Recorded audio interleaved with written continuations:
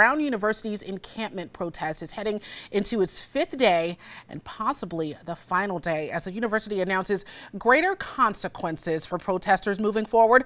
Good morning, Providence reporter Josh Kerman is live in the newsroom. He has more on this story. Good morning to you, Josh. Good morning, Cara. A letter from Brown University leadership to the encampment protesters sent out over this weekend, saying they have until 5 p.m. today either to admit to violating university conduct or face an administrative review meeting and waive the right to an appeal. Now, according to university staff, protesters were instructed to leave the encampment on April 24th, the day the protest began.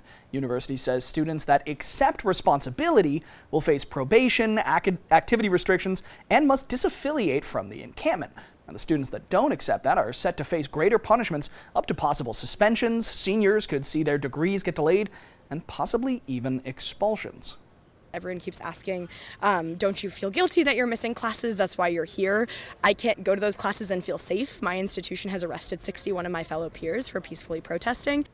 Now, protesters are asking for the university to divest from groups related to Israel and to drop those charges against 41 students who were arrested during a sit-in protest at the end of last year. Now, while other protests have seen violence between protesters and police, Brown University's encampment has remained calm since Wednesday. Of course, Brown is far from the only campus where we're seeing these encampments. Pro-Palestinian and pro-Israel demonstrators clashed on the UCLA campus in Los Angeles yesterday. A university spokesperson says demonstrators knocked over a barrier used to separate the two groups. Once protesters breached that barrier, they started fighting with each other.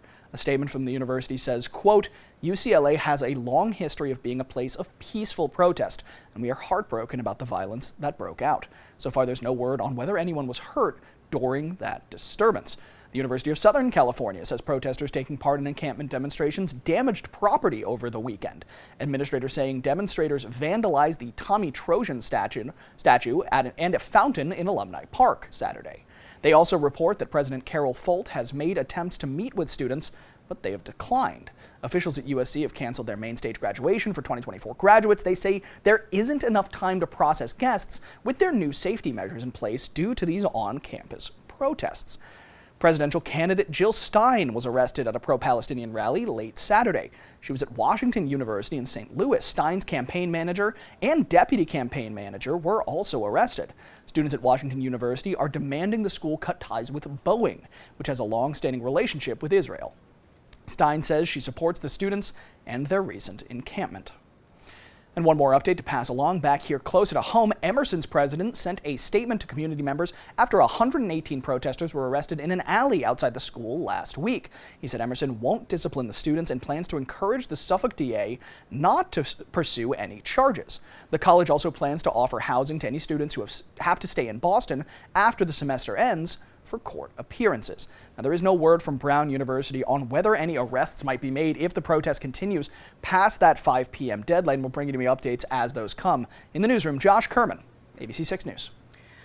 Comprehensive coverage there from Josh Kerman. Thank you so much. 5:07 is your current time. If you'd like to keep up to date on the latest with the ongoing encampment protests at Brown, all you have to do is download our Now Local News app. We've got that QR code on your screen for you right now. Our reporters like Josh and our field crews, they constantly update that app with the latest from the University Green. You can see all of that developing throughout the day.